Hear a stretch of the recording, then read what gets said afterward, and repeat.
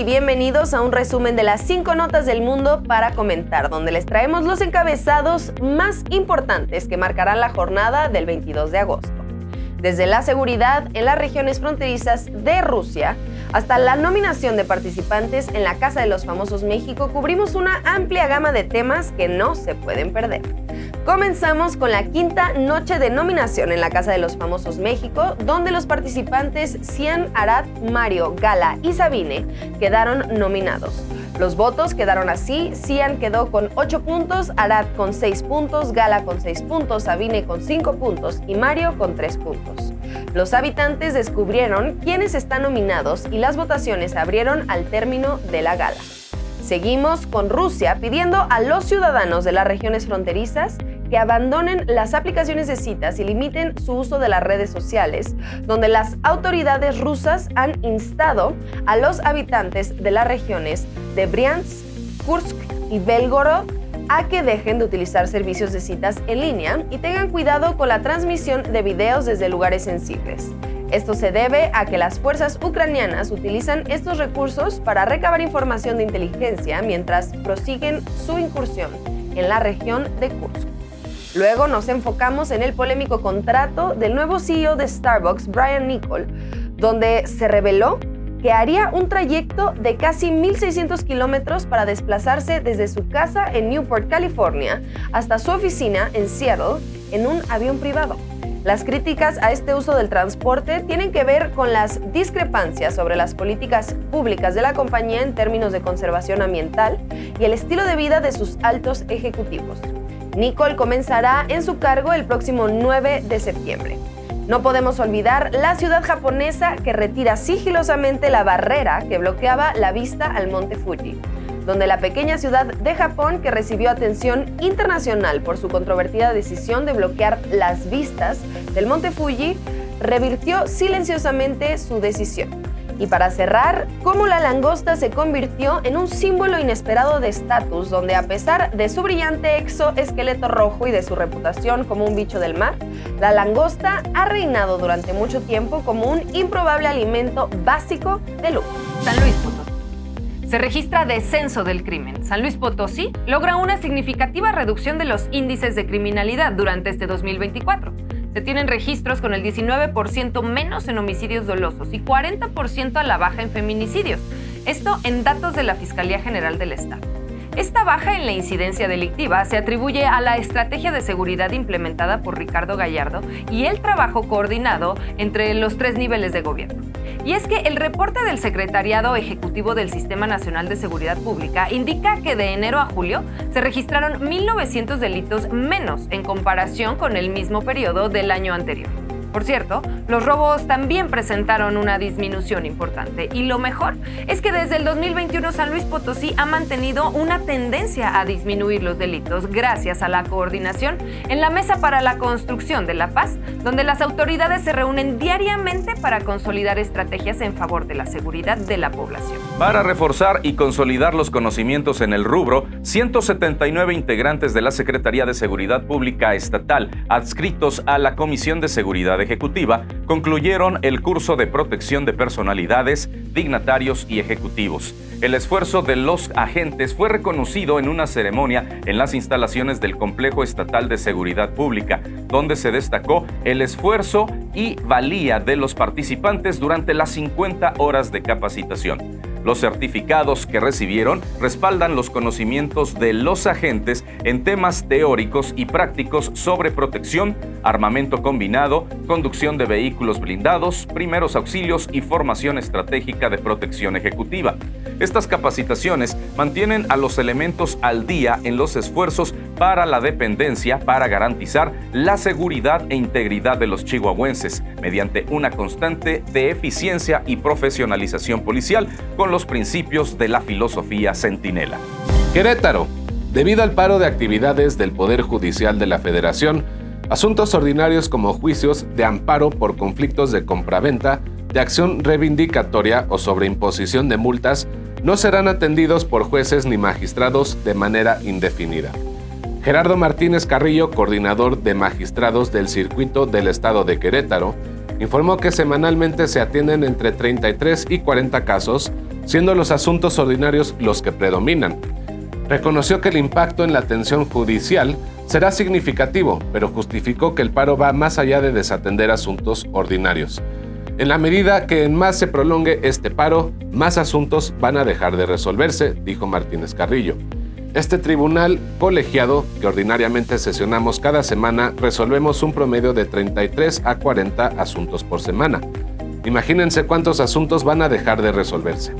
La afectación sí va a ser de alguna forma en perjuicio de la sociedad, pero de no ponernos a esta reforma, la afectación va a ser más grave y permanente. Cabe destacar que este martes a las 12 horas dio inicio un paro indefinido de actividades por parte de los trabajadores del Poder Judicial de la Federación, mientras que el paro de jueces y magistrados dará inicio a las 12 horas de este 21 de agosto.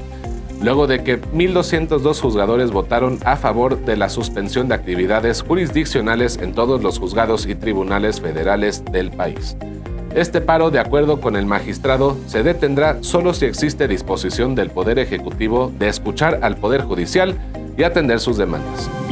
El mundo enfrenta una crisis masiva de vivienda, con cerca de 1 de cada 5 habitantes del planeta viviendo sin un hogar adecuado. Según Balakrishnan Rajagopal, relator especial de las Naciones Unidas sobre vivienda adecuada, en una entrevista con BBC Mundo, Rajagopal advirtió que la cifra podría superar los 3.000 millones de personas en pocos años.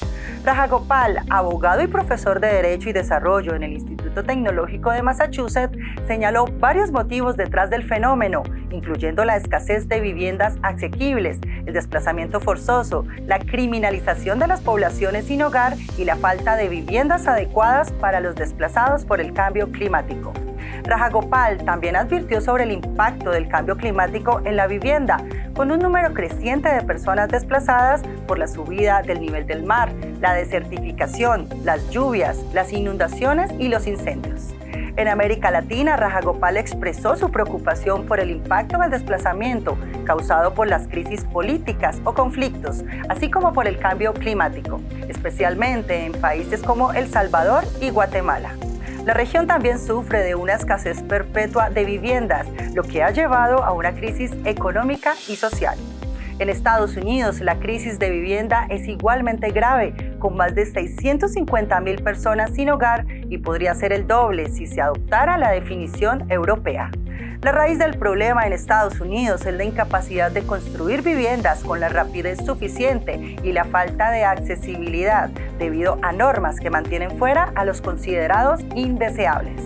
En Europa, Rajagopal observó tendencias similares, con una crisis subyacente de vivienda asequible y una creciente demanda. Hidalgo. El Poder Judicial de la Federación del Circuito Hidalgo ha decidido suspender labores este 21 de agosto, uniéndose al paro de los 700 trabajadores de base. A pesar de esta suspensión, los jueces y magistrados deben atender 24 tipos de asuntos urgentes, de acuerdo con la circular 16-2024 del Consejo de la Judicatura Federal.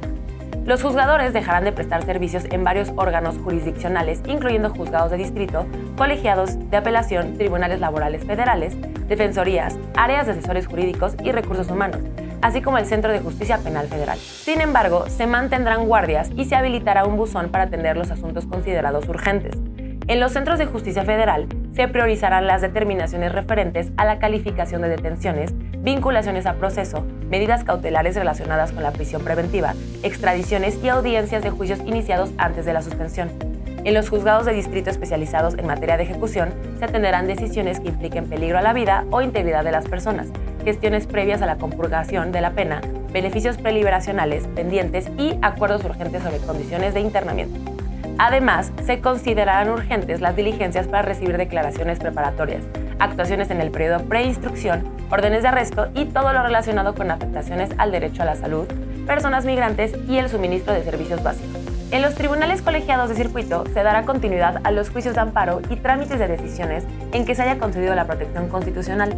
En materia civil se atenderán determinaciones sobre medidas cautelares, precautorias, casos de violencia intrafamiliar y contra las mujeres, pensiones alimenticias corrientes y amparos que afecten el interés superior de menores de edad. El paro laboral es por tiempo indefinido, pero se han tomado medidas para garantizar la continuidad del servicio de impartición de justicia en asuntos de alta prioridad.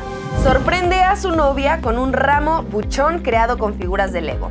Y es que la creatividad se hizo viral en un costoso gesto de amor, cuando el TikToker conocido como El Krilón cautivó las redes con su ingenioso regalo, un ramo buchón compuesto por 72 rosas de Lego. Para crear este arreglo, El Krilón compró 6 cajas de Lego, cada una con distintos tipos de flores, y ensambló cada rosa a mano con piezas que incluían espinas y nubes, otorgando a las flores un realismo sorprendente. A pesar de la complejidad del proyecto, que lo llevó a trabajar hasta altas horas de la madrugada junto a un amigo, el resultado final fue impresionante. El ramo fue ensamblado finalmente por una florista del mercado de Jamaica de la Ciudad de México. Este gesto de amor tuvo un costo considerable. Cada caja de Lego tiene un precio promedio de 1,199 pesos mexicanos, lo que eleva el total invertido a alrededor de 7,194 pesos, sin contar el costo del montaje. El video ha generado una avalancha de comentarios, desde elogios por la dedicación hasta bromas sobre la durabilidad. Sin duda, este regalo ha demostrado que algunos amores no conocen de límites creativos. Tlaxcala.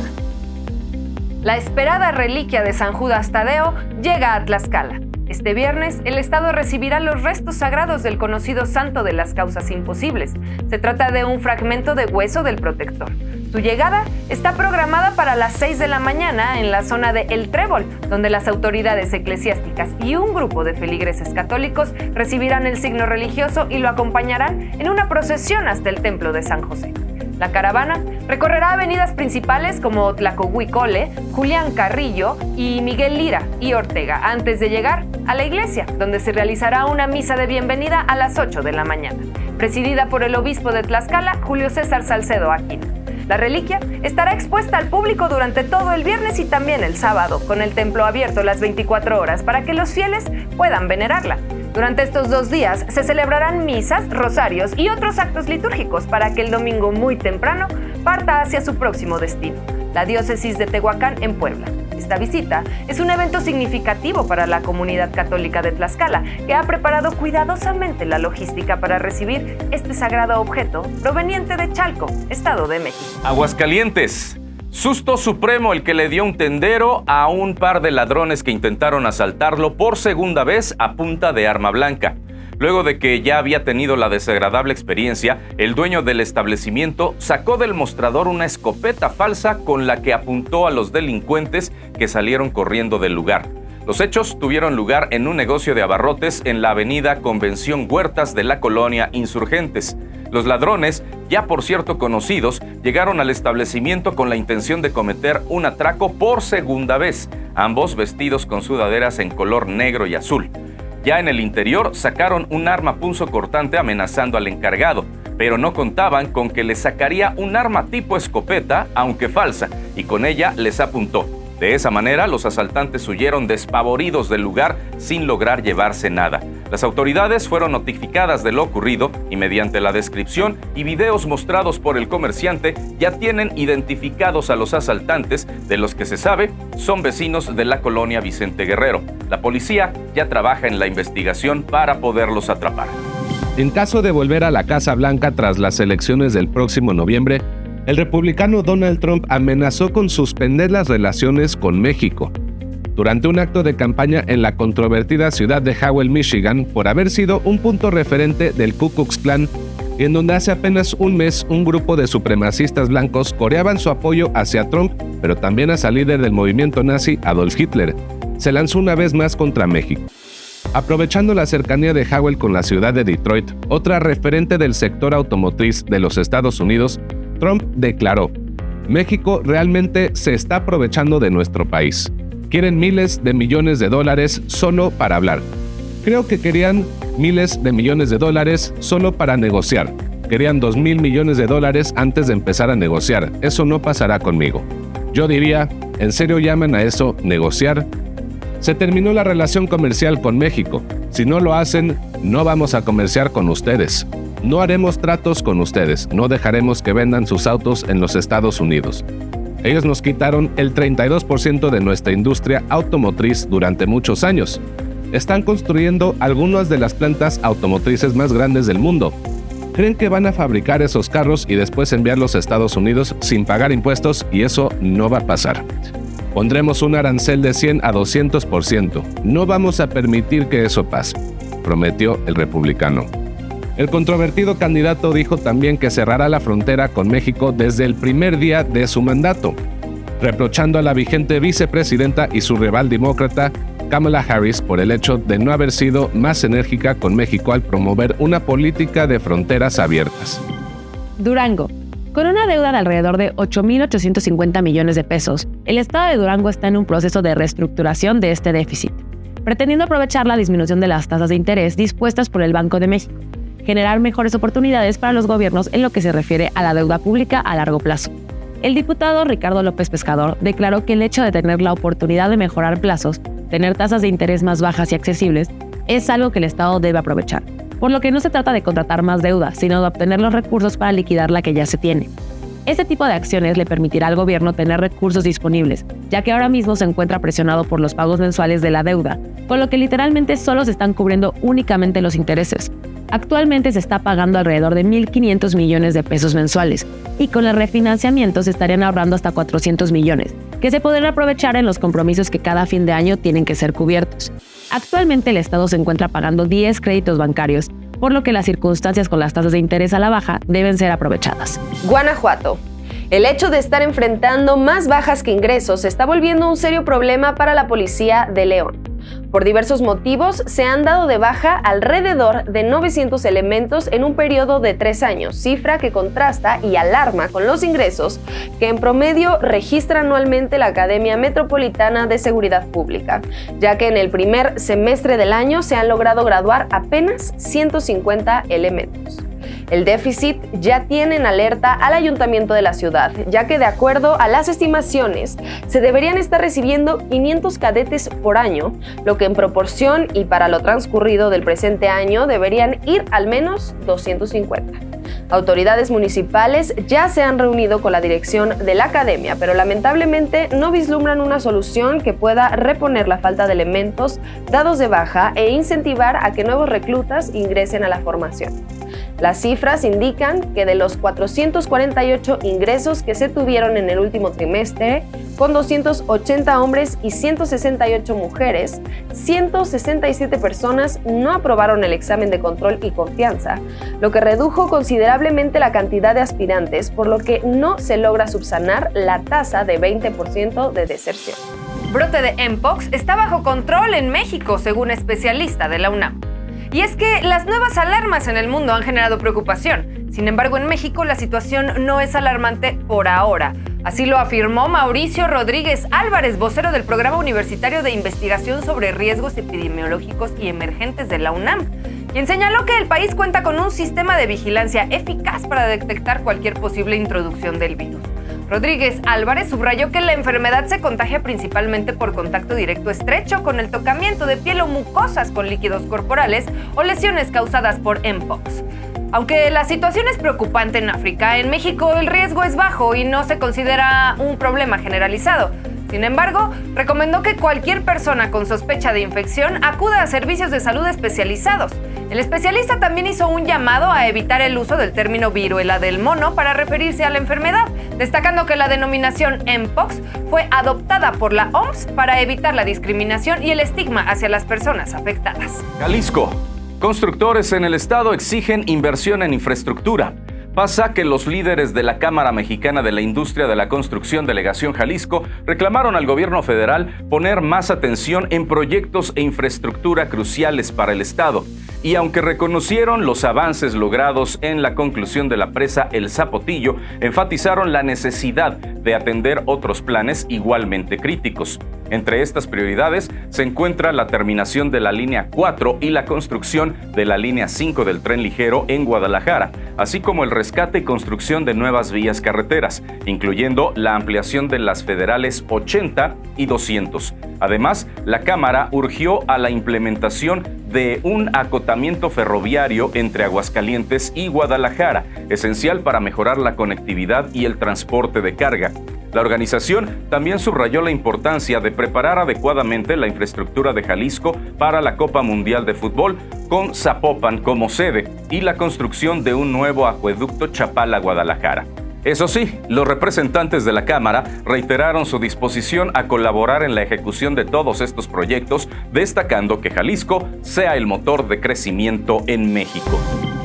En respuesta a las crecientes tensiones y la actual ofensiva ucraniana en la región de Kursk, las autoridades rusas han instado a los habitantes de las regiones fronterizas, incluyendo Bryansk, Kursk y Belgorod, a limitar su uso de redes sociales y aplicaciones de citas. El Ministerio del Interior de Rusia emitió esta recomendación, destacando que estas plataformas están siendo utilizadas por el enemigo para recopilar información estratégica. Se advirtió especialmente sobre la transmisión de videos desde ubicaciones sensibles y la apertura de enlaces de fuentes desconocidas. Además de las restricciones en el uso de redes sociales, las autoridades emitieron advertencias sobre el acceso no autorizado a cámaras de CCTV que podrían ser utilizadas por las fuerzas ucranianas para monitorear movimientos y ubicaciones estratégicas en Rusia.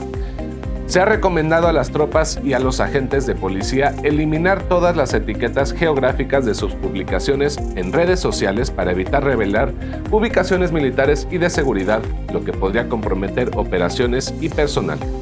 El contexto de estas medidas se agrava con la ofensiva ucraniana que ha avanzado significativamente en la región de Kursk, según declaraciones del jefe militar ucraniano Oleksandr Syrskyi. Este contexto bélico ha llevado a la evacuación de más de 121,000 residentes y ha puesto a Rusia en una posición defensiva. Estos eventos subrayan la vulnerabilidad que pueden representar las tecnologías de la información en tiempos de conflicto, evidenciada en incidentes anteriores donde la información sensible ha sido comprometida a través de dispositivos móviles y aplicaciones. Una tesis del TEC de Monterrey llama al debate por su título. La encontraremos en los anaqueles como Sailor Moon me hizo gay, la subjetividad e identidad del hombre gay millennial mexicano desde el consumo de Sailor Moon, la cual ha encendido una intensa discusión en redes sociales. El trabajo fue presentado para maestría por Daniel Eugenio Salinas Lara y analiza cómo el popular anime japonés influyó en la identidad de hombres gays millennials en México. El autor realizó un análisis basado en 10 entrevistas semiestructuradas, todos residentes en Monterrey. Según la investigación, la estética femenina y los temas tratados en Sailor Moon ofrecieron un espacio de identificación, alejado de las normas de masculinidad que contribuyó a la aceptación de su identidad gay. El trabajo ha sido objeto de fuertes críticas, no solo por la naturaleza del estudio, sino también por la supuesta financiación de la investigación con recursos del CONACYT. Se estima que el autor habría recibido más de 50,000 pesos para llevar a cabo su proyecto. En cualquier caso, la controversia ha puesto de manifiesto la relevancia de Sailor Moon como un fenómeno cultural que sigue generando discusiones significativas en torno a la identidad y la representación LGBT. La retórica y presencia del expresidente Barack Obama, así como el discurso anticorporativo del senador socialista democrático Bernie Sanders, hicieron acto de presencia en el segundo día de la Convención Nacional Demócrata en Chicago. Hoy jueves finaliza la convención del partido y ambas exposiciones fueron relevantes, pero sin duda la de Sanders llamó poderosamente la atención, puesto que nunca ha cedido en su manera de pensar y en tribuna manifestó que se necesita una economía que funcione para todos en lo general y no solo para la clase multimillonaria, recordando que el 60% de la población norteamericana sobrevive quincena a quincena, por lo que insistió en la agenda progresista inconclusa de incrementar impuestos a los más ricos, ampliar el fácil acceso a la salud a los adultos mayores, elevar el salario mínimo y reformar el sistema electoral para que los multimillonarios no puedan comprar las elecciones. Sanders finalizó diciendo que están haciendo el trabajo de base para elegir a Kamala Harris y Tim Walz, pero dejándoles la tarea de mostrar su talento político. Barack Obama coronó la noche presentando a su esposa Michelle, reafirmando su apoyo a la actual vicepresidenta diciendo: "La gente que definirá esta elección son los que preguntan quién está luchando por mí, por mi futuro y por mis hijos. En Kamala tenemos la respuesta", finalizó. Varios de los oradores, incluyendo a la candidata, siguen percibiendo lo cerrada que se vislumbra la elección, no solo por la presidencia, sino también por las dos cámaras del Congreso. Tal vez sea esa la razón por la que Harris ha decidido hacer gira de campaña en Wisconsin, uno de los estados claves para la elección. Curiosamente, el video sobre los últimos momentos de Jacob Koppel son noticia otra vez. Y es que el reconocido fotógrafo falleció devorado por un torbellino en el mar en su intento de conseguir la toma más audaz. El británico Jacob Cockle, conocido como Daredevil, es famoso por su trabajo capturando fenómenos naturales extremos y perdió la vida trágicamente a los 28 años mientras realizaba una sesión fotográfica en el 2013. Su intento de capturar el fenómeno fue grabado en video, el cual continúa circulando y ha acumulado más de 10 millones de visitas en YouTube. En el material de aproximadamente 30 minutos se puede ver a Cockle nadando alrededor de torbellinos, aparentemente disfrutando del peligro. Sin embargo, la situación rápidamente se torna grave cuando la fuerza del agua aumenta, dejando al fotógrafo sin posibilidad de escape. Pese a los esfuerzos de un amigo por salvarlo, lanzándole una soga, Jacob fue devorado por el agua, poniendo fin a una vida marcada por su incansable búsqueda de adrenalina. El artista habría sido galardonado por el National Geographic y The Sunday Times. Era un colaborador habitual de revistas de surf, donde publicaba imágenes impresionantes de olas y paisajes marinos. Su legado fotográfico es un recordatorio de los peligros que encierra la naturaleza y de la pasión que lo llevó a desafiarla hasta el final. Veracruz. A medida que se acerca el inicio del ciclo escolar en Jalapa, los establecimientos relacionados con productos escolares como papelerías y tiendas de uniformes experimentan un notable aumento en la afluencia de clientes. Este fenómeno ha generado un ambiente de optimismo entre los comerciantes de la zona, quienes han observado un incremento exponencial en la demanda de útiles y uniformes escolares. A pesar de un ligero aumento en los precios de los productos que no supera el 10% en promedio, la actividad comercial se mantiene vigorosa, lo que sugiere una adaptación positiva de los consumidores ante la inflación moderada. Los padres de familia, conscientes de la necesidad de optimizar sus recursos, han adoptado estrategias de compra progresiva para hacer frente a las exigencias económicas del regreso a clases. Personas como Estela Pérez Islas han decidido acumular los útiles escolares gradualmente, aprovechando las ofertas y promociones disponibles tanto en supermercados como en papelerías locales. Esta táctica permite una distribución más manejable del gasto, que puede ascender a varios cientos de pesos, dependiendo de las cantidades y del tipo de materiales requeridos. En el sector de uniformes y mochilas, aunque el movimiento comercial no ha alcanzado los niveles de años anteriores, los encargados de tiendas de uniformes como Quirós y La Económica mantienen una perspectiva esperanzadora. Con precios estables en los últimos 2 años y ofertas competitivas en mochilas, estos establecimientos buscan atraer a más clientes en los días previos al inicio de clases. Esta situación refleja la resiliencia del comercio local frente a desafíos económicos, marcando un equilibrio entre la necesidad de mantener la competitividad y la comprensión de las limitaciones financieras de las familias de la región. Ciudad de México. El gobierno de la Ciudad de México ha anunciado un plan de movilidad especial para los corredores del Maratón de la Ciudad de México 2024, que se celebrará este domingo 25 de agosto. El titular del Instituto del Deporte, Indeporte, Julio Pérez, informó que se implementarán rutas de transporte con autobuses eléctricos para facilitar el traslado de los corredores a Ciudad Universitaria, punto de salida del evento. El metro de la Ciudad de México abrirá 2 horas antes de lo habitual, a las 5 horas, para permitir que los corredores lleguen a tiempo. Además, se ofrecerá un servicio gratuito en el metro para todos los corredores que muestren su número de competidor. Julio Pérez detalló que los próximos días se dará a conocer la información sobre las rutas y los puntos de salida de los autobuses eléctricos. No podemos abrir el metro antes por cuestiones de recursos logísticos, pero lo que hicimos con transportes eléctricos es llegar a un acuerdo para que nos faciliten transporte para llevar a los corredores al punto de salida, explicó. Se espera que participen 30,000 corredores en el maratón. Actualmente, más de 28,600 corredores se han inscrito y se espera que se agoten los registros en los próximos días, durante la Expo Maratón que arrancará el jueves y concluirá el sábado, últimos días para las inscripciones. El banderazo inicial del Maratón de la Ciudad de México 2024 se dará poco antes de las 6 horas con la categoría Élite Femenil iniciando la competición. Oaxaca. En el marco del 125 aniversario del natalicio del pintor oaxaqueño Rufino Tamayo, el Instituto de Investigaciones Estéticas de la UNAM llevará a cabo el coloquio internacional Rufino Tamayo, Visiones Múltiples. Este evento tiene como objetivo profundizar en los diversos aspectos de la producción y la actividad del reconocido artista mexicano. Rufino Tamayo es una de las figuras más representativas del arte mexicano del siglo XX, destacando por su capacidad de fusionar tradición y modernidad en su pintura. Su obra se nutrió de la música, el arte mesoamericano y las artesanías, ámbitos en los que el artista intervino directamente.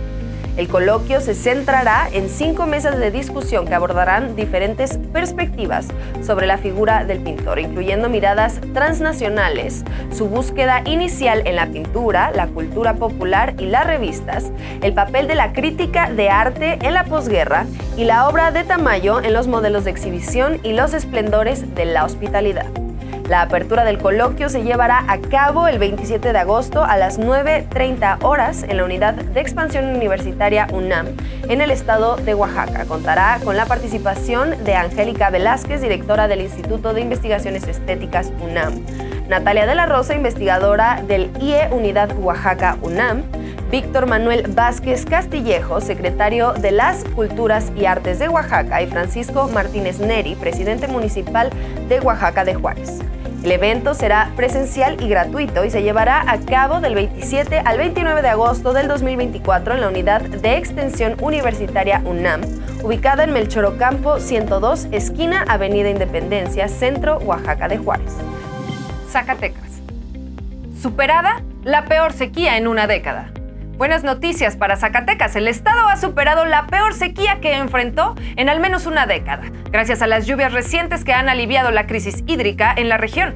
Según la Comisión Nacional del Agua, solo el 8% de la superficie estatal aún presenta condiciones de sequía moderada, concentrada en 11 municipios, incluyendo Fresnillo, Villanueva y la capital. Con un corte al 15 de agosto, el 72.5% del territorio ya no tiene condiciones secas, lo que beneficia especialmente a la región norte y partes del centro y sureste. Y lo mejor, las presas del estado han comenzado a recuperarse, destacando la Julia Adame en Villanueva y Miguel Alemán, que están al 100.4% y 97.5% de su capacidad respectivamente. El Servicio Meteorológico Nacional prevé que las lluvias continuarán en los próximos días, con chubascos aislados en Zacatecas y lluvias fuertes en estados cercanos como Durango y San Luis Potosí.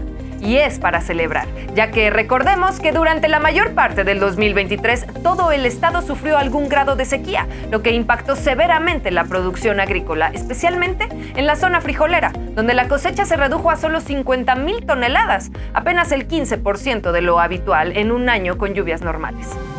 El Instituto Nacional Electoral de México ha decidido mantener el criterio actual para la asignación de candidaturas plurinominales, lo que resultará en una ventaja significativa para la coalición Morena, Verde y Partido del Trabajo en ambas cámaras del Congreso. Según el proyecto que fue votado por la Comisión de Prerrogativas y Partidos Políticos, esta coalición alcanzará 364 diputaciones, superando con 30 escaños el umbral necesario para la mayoría calificada en la Cámara de Diputados.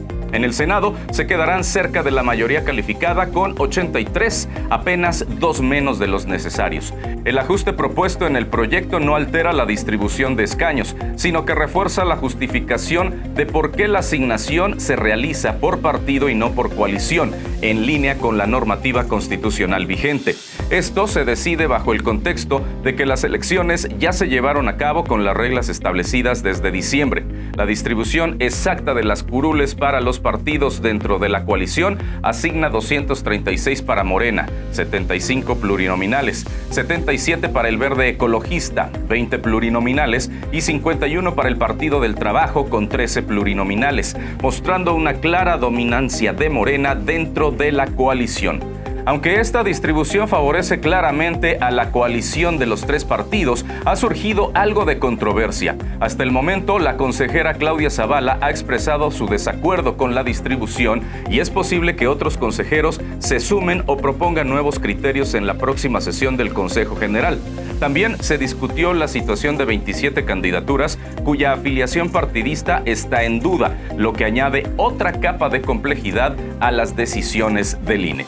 El Día del Abuelo se celebra el 28 de agosto en México y en Morelia, Michoacán, las familias tienen la oportunidad de honrar a sus mayores con un desayuno especial en alguno de los restaurantes más acogedores de la ciudad. Aquí hay 5 recomendaciones para disfrutar de una mañana llena de sabor y convivencia. Pachamama Chocolaterías, ubicada en el centro histórico de Morelia, en la calle Bartolomé de las Casas 310. Ofrece una variedad de bebidas hechas con chocolate y café, además de platillos típicos como corundas, sopa tarasca y uchepos. Es un lugar perfecto para aquellos que buscan una experiencia culinaria tradicional. La Guarecita Tostadores de Café y Cacao, un clásico en Morelia. Tiene una sucursal en la calle García Obeso, 185, también en el centro histórico. Aquí se puede disfrutar de un café de alta calidad acompañado de chilaquiles, huevos a la cazuela o pastel azteca, en un ambiente cálido y familiar. Museo del Dulce Calle Real, ubicado sobre la avenida Madero Oriente 440. Ofrece más que solo dulce. En su interior, los visitantes pueden degustar uchepos, chilaquiles y otras delicias, mientras disfrutan del entorno cultural que ofrece el museo. Libera Café, a tan solo 2 cuadras de la Catedral, en la calle Benito Juárez 161, es ideal para aquellos que buscan un ambiente tranquilo para conversar. Su carta de bebidas y sus entrepanes son una delicia para los paladares más exigentes. Finalmente, Quiéreme Café, ubicado en la avenida Acueducto 344, en la colonia Chapultepec Norte. Ofrece una experiencia única en las instalaciones del Hotel de Marco Antonio Solís. Los visitantes pueden disfrutar de un café gourmet y sus platillos favoritos en un entorno lujoso. Estos 5 lugares en Morelia son perfectos para celebrar el Día del Abuelo con una deliciosa comida y una cálida convivencia familiar. AMLO, un nuevo Díaz Ordaz. El líder histórico del Ejército Zapatista de Liberación Nacional compara a AMLO con expresidentes y critica la reforma al Poder Judicial. Resulta que el Ejército Zapatista de Liberación Nacional, a través del subcomandante Marcos, arremetió contra el gobierno de Andrés Manuel López Obrador. En un reciente texto publicado en su sitio oficial, el líder zapatista comparó al mandatario mexicano con expresidentes priistas, destacando lo que considera similitudes con figuras como Gustavo Díaz Ordaz, Luis Echeverría y Carlos Salinas de Gortari. Además, Marcos denunció la reforma al Poder Judicial como un intento de controlar la compra-venta de la justicia, afirmando que tanto el gobierno como la oposición buscan defender sus propios intereses y no la autonomía del Poder Judicial.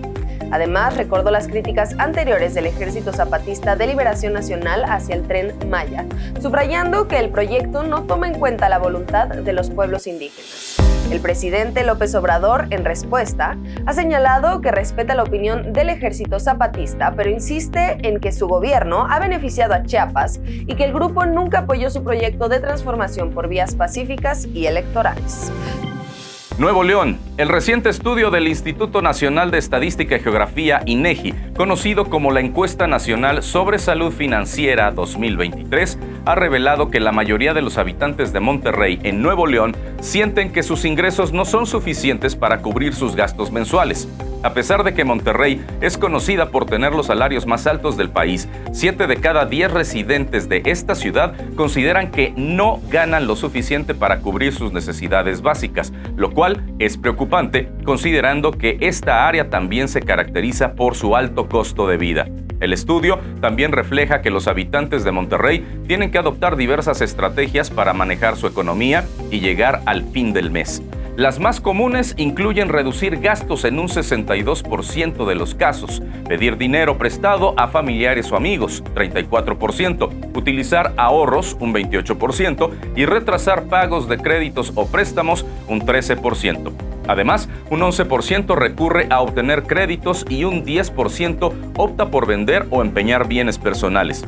Estas medidas indican una clara dificultad para gestionar las finanzas personales en un entorno económicamente exigente. Los expertos locales como Julio César Arteaga de la Facultad de Economía de la Autónoma de Nuevo León y el asesor financiero Iván Gutiérrez coinciden en que los altos precios en Nuevo León son consecuencia de la mayor demanda propiciada por el crecimiento económico y la migración interna hacia Monterrey. Arteaga señala que, aunque los sueldos son más altos en promedio en comparación con otras ciudades, no todos los residentes se benefician de la misma manera, lo que genera desigualdades significativas. Gutiérrez, por su parte, enfatiza la importancia de la educación financiera y la disciplina en el gasto para enfrentar la situación, sugiriendo que es crucial vivir por debajo de las posibilidades propias para evitar deudas y garantizar un futuro financiero más estable. Yo soy Jesús Molina Lara. Recuerden descargar nuestra aplicación gratuita para tener a la mano todos nuestros contenidos y las noticias más relevantes.